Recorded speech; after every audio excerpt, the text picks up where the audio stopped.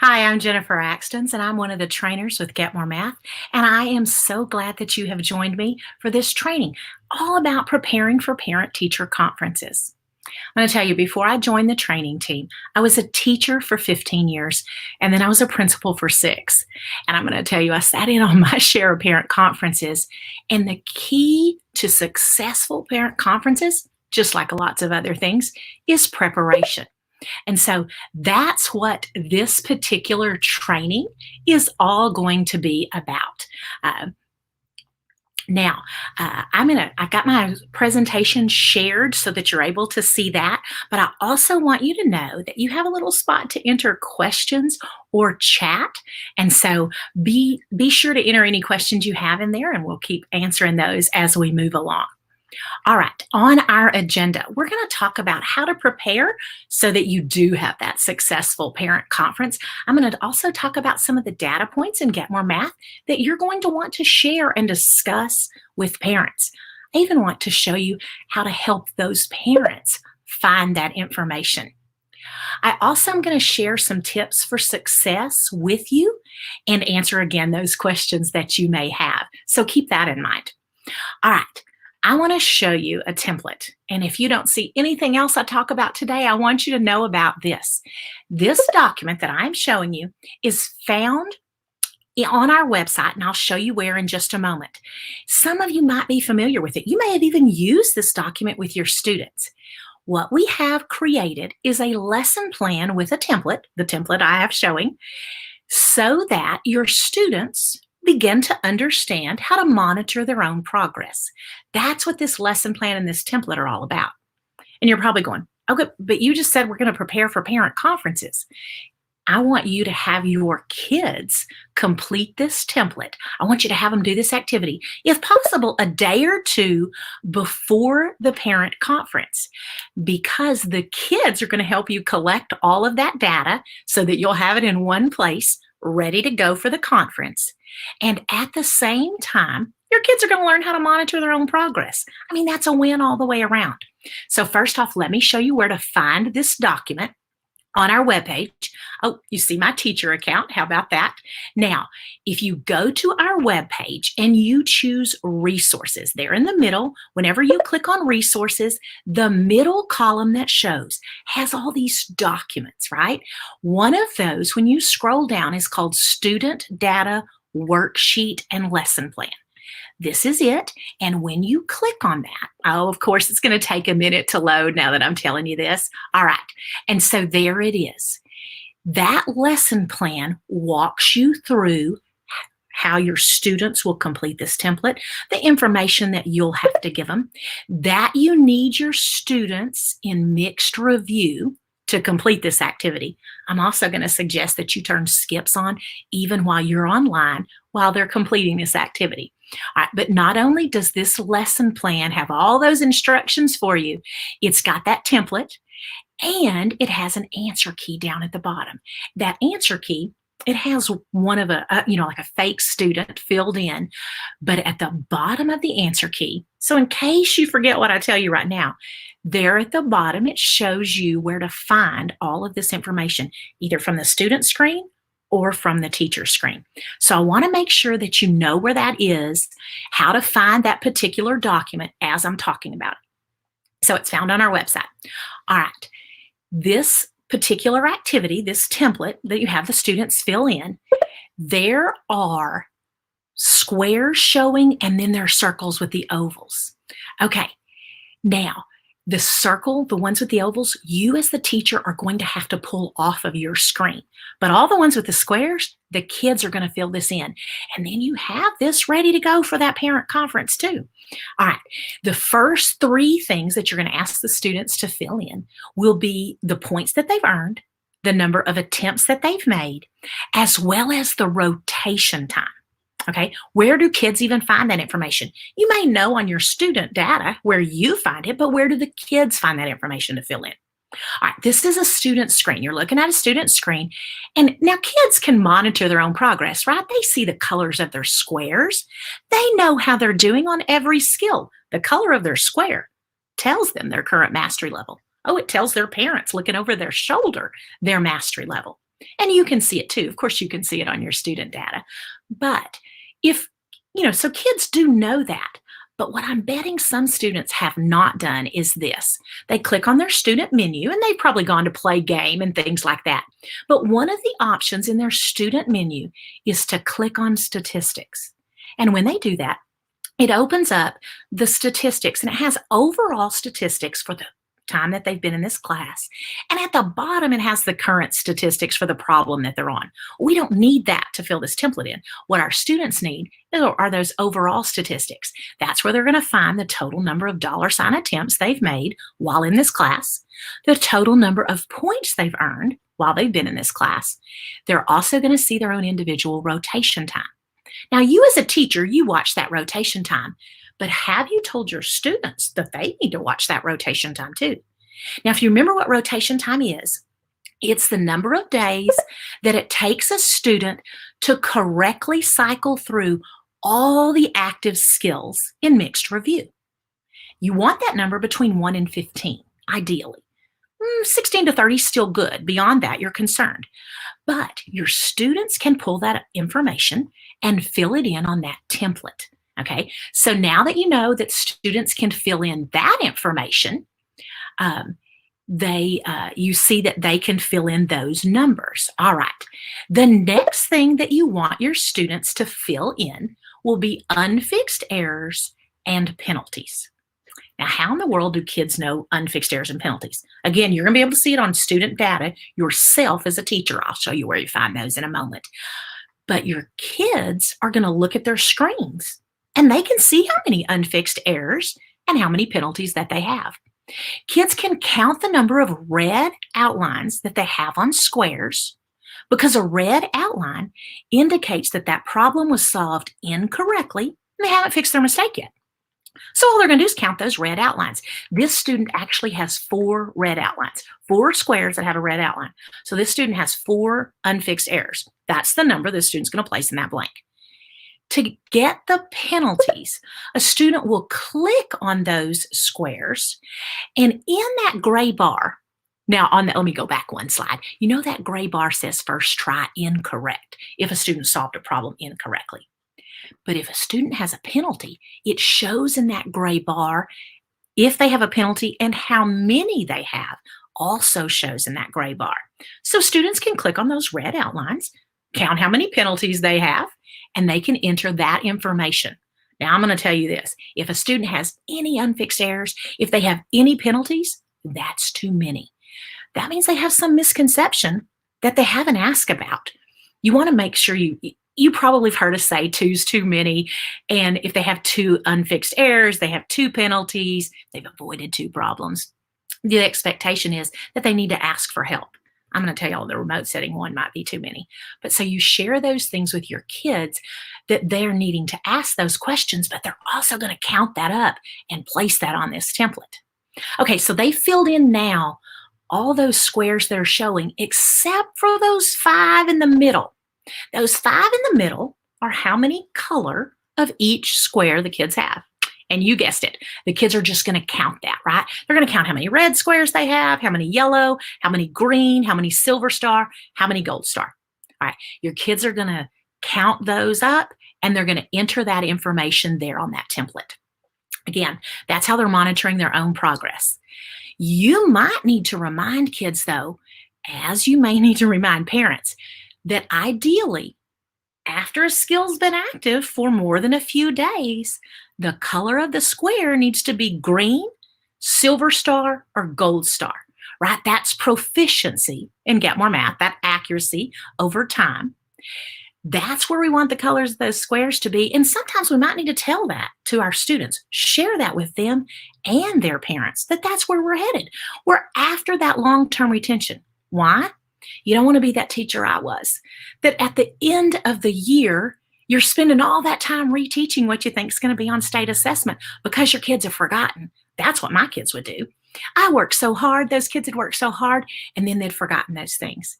So in Get More Math, remember, we're after getting to green, to silver star, gold star. So it may bear reminding our students of that, and on this document, pointing that out to parents that we want the colors of those squares to be in those areas. All right, so now they filled in all the squares. There are some questions in the next to last row that they fill in. This first question is about how many cut corners, how many orange corners do they have?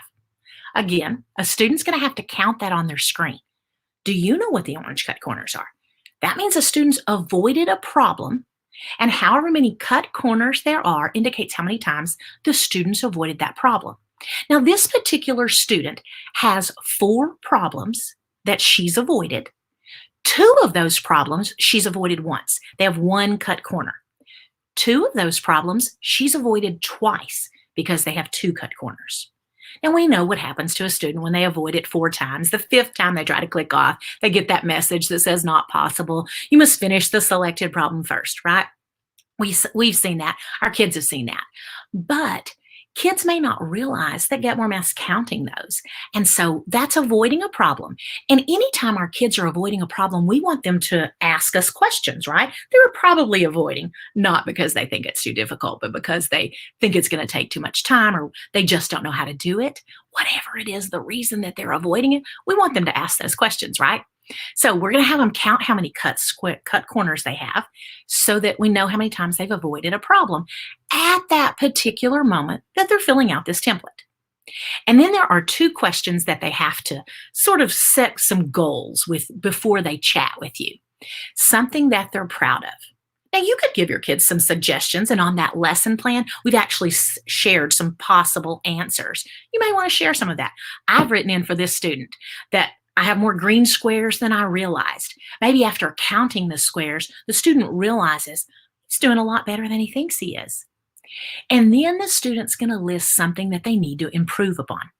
Maybe I have too many unfixed errors. That might be something that a student does.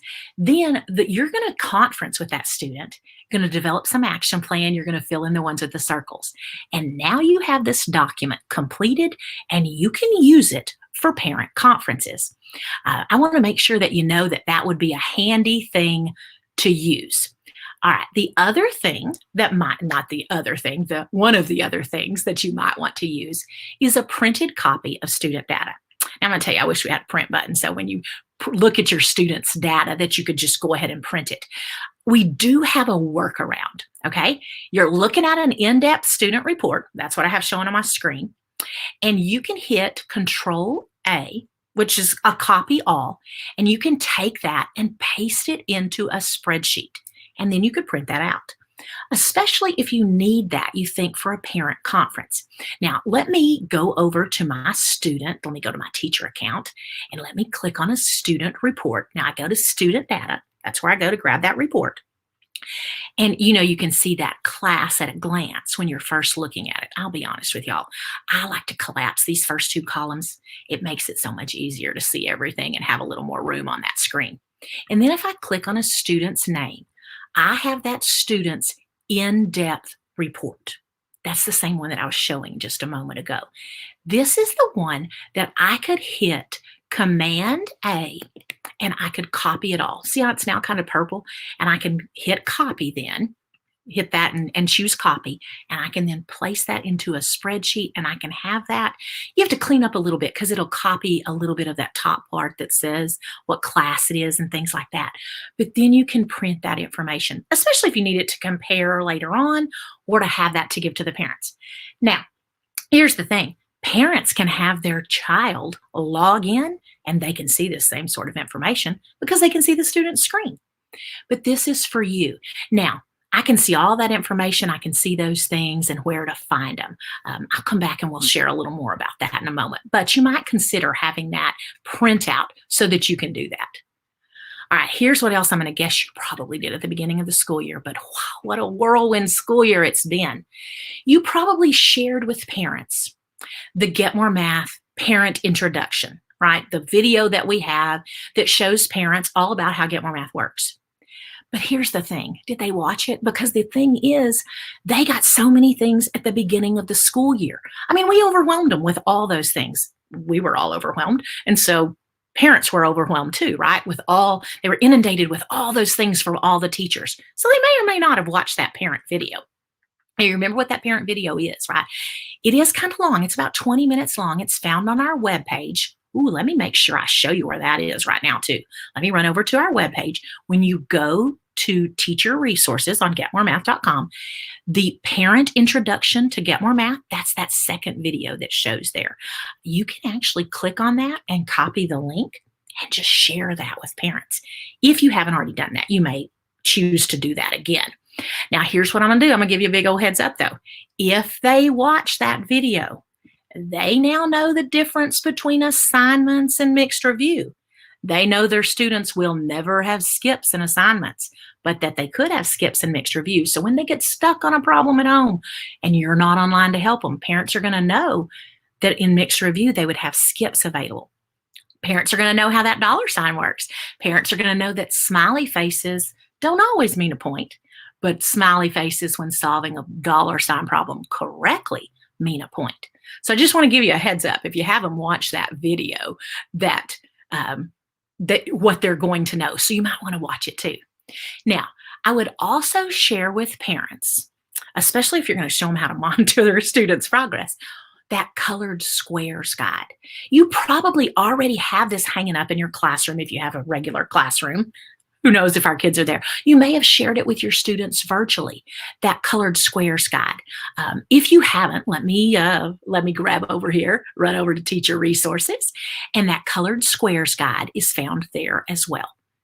That's that document that shows you what all the colors of the squares mean. It also says what all those symbols mean. Now, that same information is included in the parent video, but this is a document that they could hold on to keep in mind what the colors of those squares mean. So I just want to point out that that's there and you might share it with them. You also want to share with parents when they look at their students' screens what the squares are about, what that dashboard does, that they can see that student calendar. You have any parents, I don't know about y'all, I used to have those parents who would send me a message that said, what does Johnny need to work on? Or did Johnny do his work today? And that's great that parents are in contact with you, right? But also you can share with parents that they can have their child log in and see all of that information just from the student's screen. Now, when they look at the colors of the squares, if the parents understand what those colors mean, now they know every time they look at their student's screen, they know exactly where that student is mastery-wise. What does Johnny need to work on? Johnny needs to work where that dollar sign is. They're going to understand that after you shared that video and those colored squares with them. But you might also just have them log in as that student and show them that in the parent conference. It might get you and that parent on the same page about all of those things. Also, you might show parents how to read the dashboard. The student dashboard tells them all sorts of things, like if the student did their work for the day. At the very top, it shows how many points the student has for today. And that's updated. The day ends at midnight in your time zone. It also shows on the student dashboard the number of points the student has for the week. Okay, that's always showing on the dashboard. If the student has met your goal for the day, that shows in the student's dashboard as well. If they haven't met the goal, see how this student has 8 points remaining. This student has not met the goal that I expect that student to meet today. Once that student has met the goal, though, they'll have the number of points again for the day showing. They'll have the points that they have for that week showing, and it will show goal completed. So you might encourage parents to have their child log in and let them see that the goal was completed. Just a thought in how that might work. You also might share with parents that they can have their child open up the calendar. So when they click on the menu, kids are probably familiar with this one. You probably had the kids do this already, but you could share this with parents so they understand what's going on. Because when a student opens up their calendar, they're able to see that week column first. It's week by week, shows there in the first column, so that the kids can see the sum of all the daily goals that you've set. The kids can see the goal that you set every day because that's what shows in green at the top of every day. Those are the goals that you set. Now, here's the deal. You got to set a goal for it to show. But if you set a goal, that's going to show there for your kids. And so then their parents are going to see what the goal was for the day. They can go back and look at the goal for yesterday. They can see the sum of the goals you set for the entire week.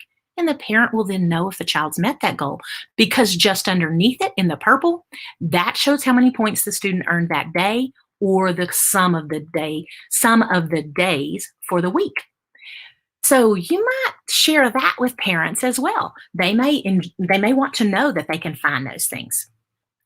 The other thing that I would suggest that you share with parents would be links to classroom resources that you already share with your students that maybe either you've shared with the parents and they've forgotten, or maybe the students didn't share with their parents some of those documents that you already have for them.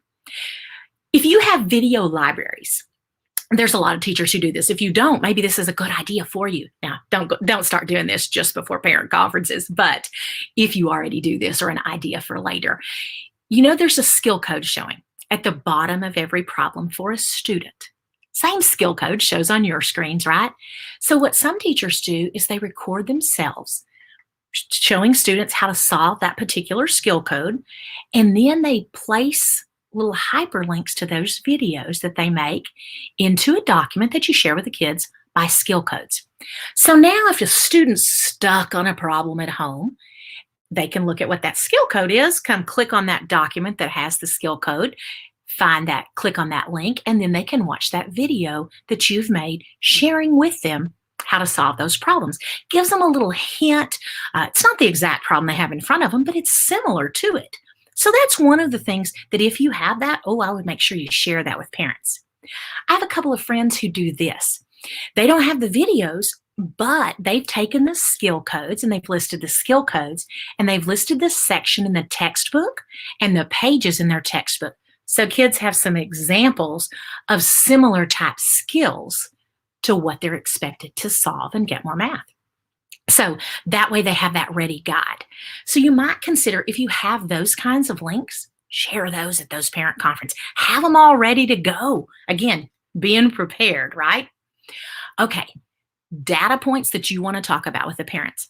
Now, you've had the students fill out that document, and you've just filled in a few, but the things that you want to talk about with parents, you want to talk with them about the points that the students are earning. Remember, points are problems solved correctly on the first try. So if a student earns a point, Get More Math's already graded it for them, right? It's already graded, it's ready to go, but you want to make sure that kids are earning points.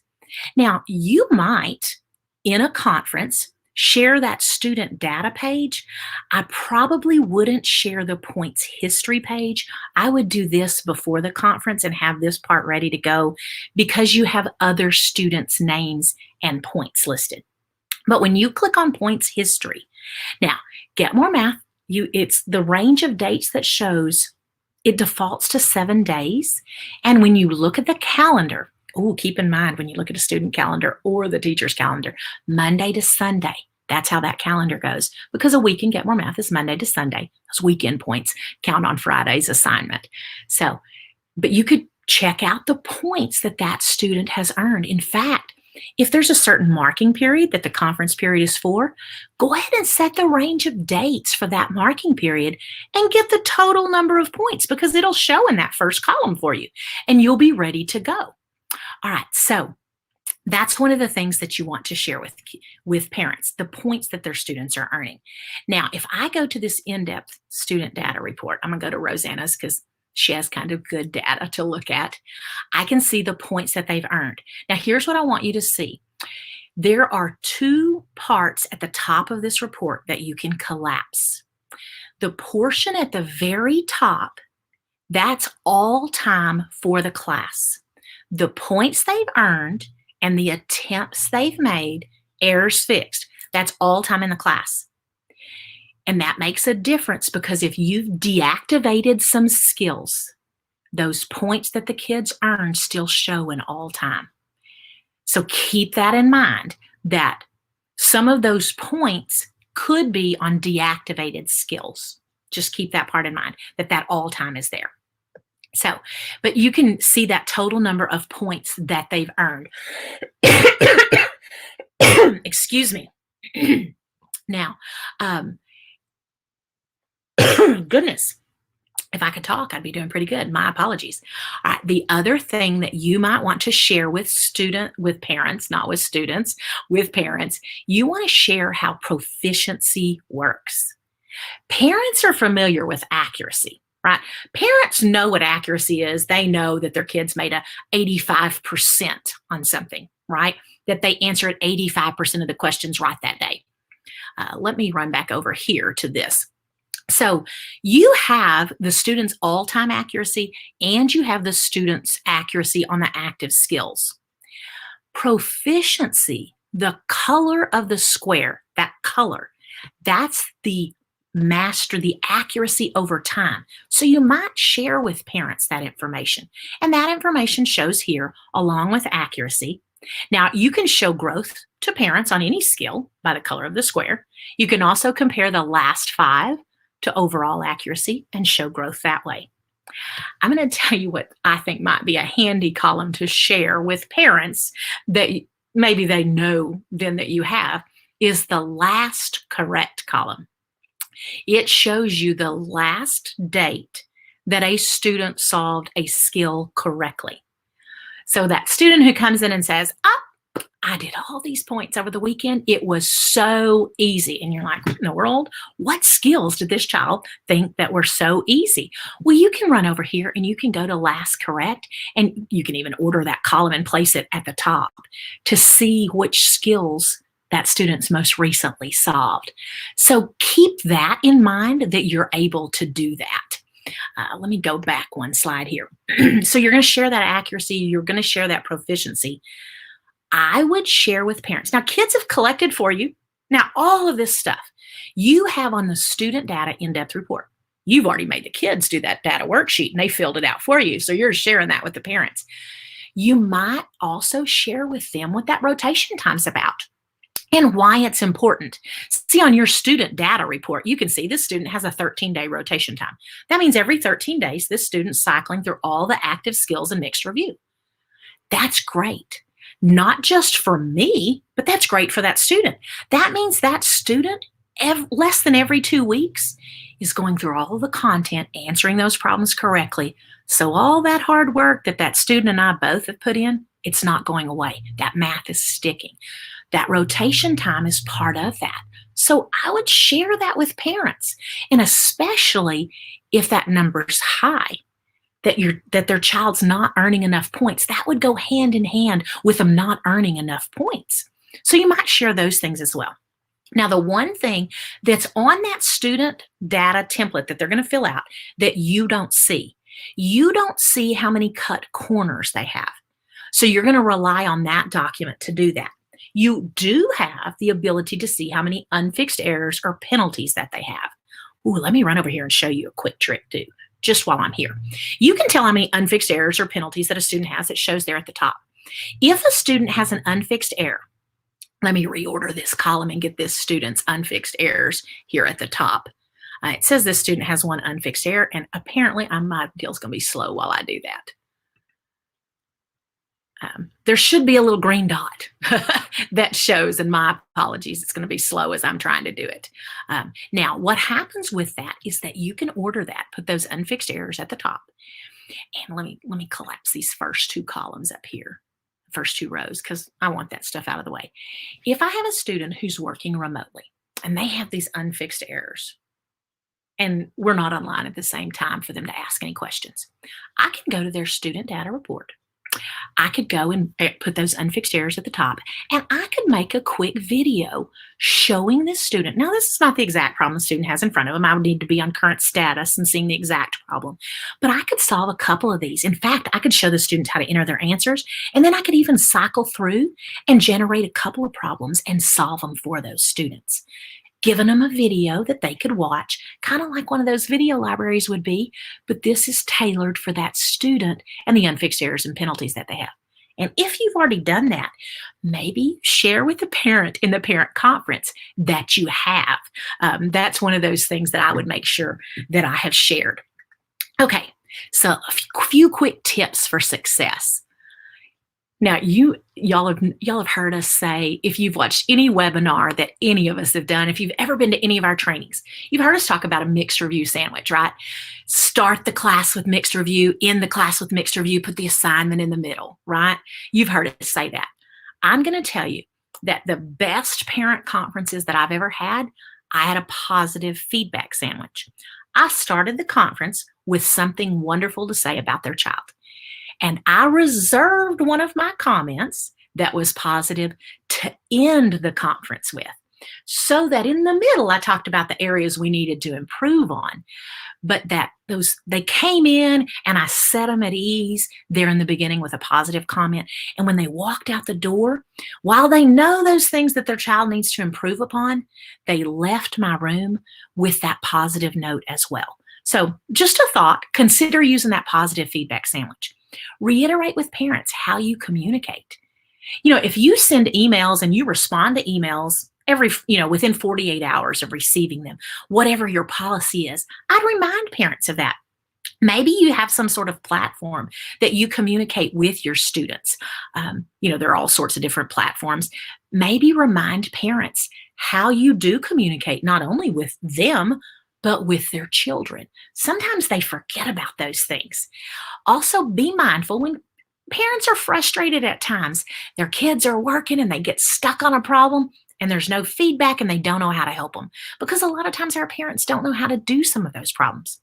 Be mindful of that and share things with them. Share with them how skips work.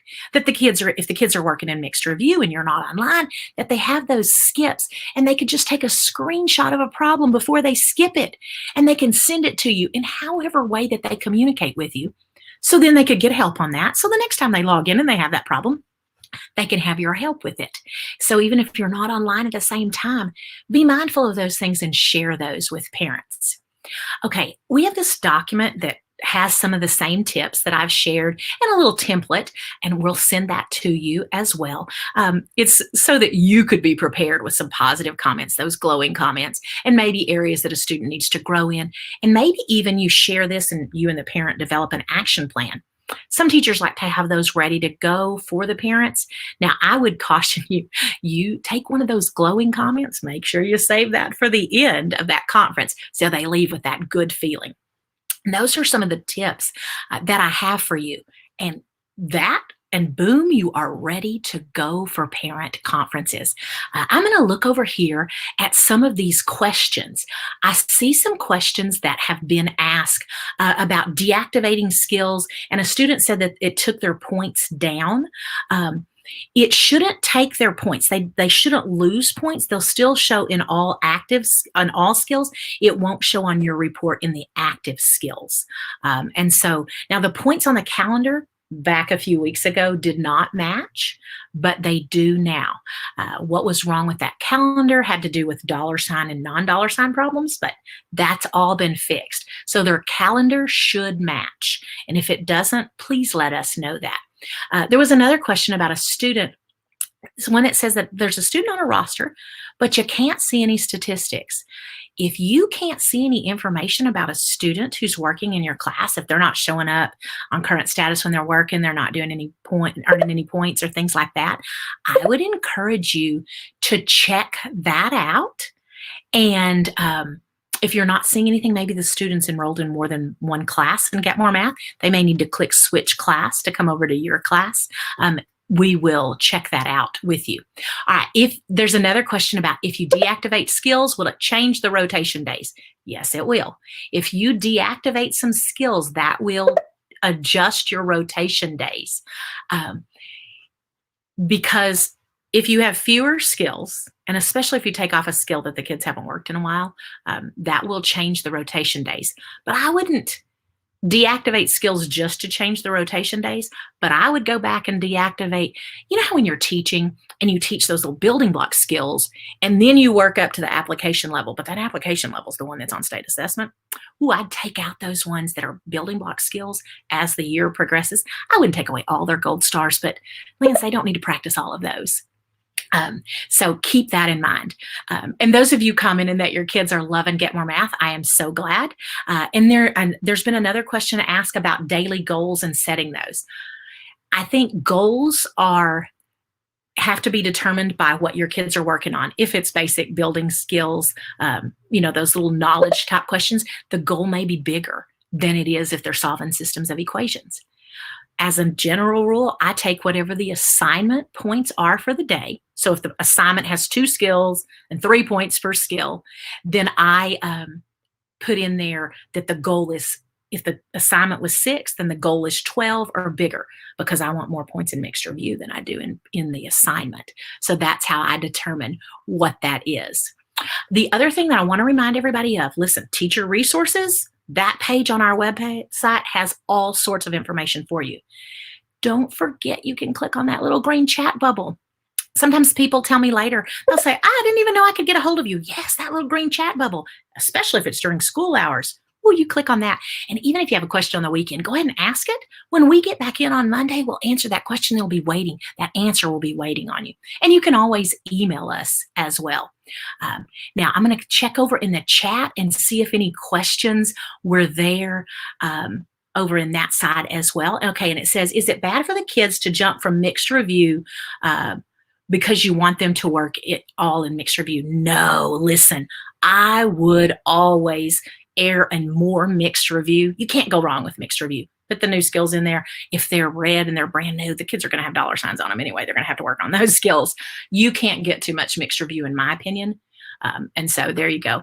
And then some folks take grades for points. Some folks take grades for accuracy. Somebody else may want to comment.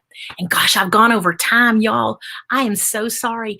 Thank you so much for joining me today. If there are not any more questions, I'm going to end this. If you have another question, I'll hang around another minute or so. But thank you so much for joining me, and my apologies on taking more of your time than I planned on. You'll have a wonderful day and have great conferences. Let us know how it goes. We want to know.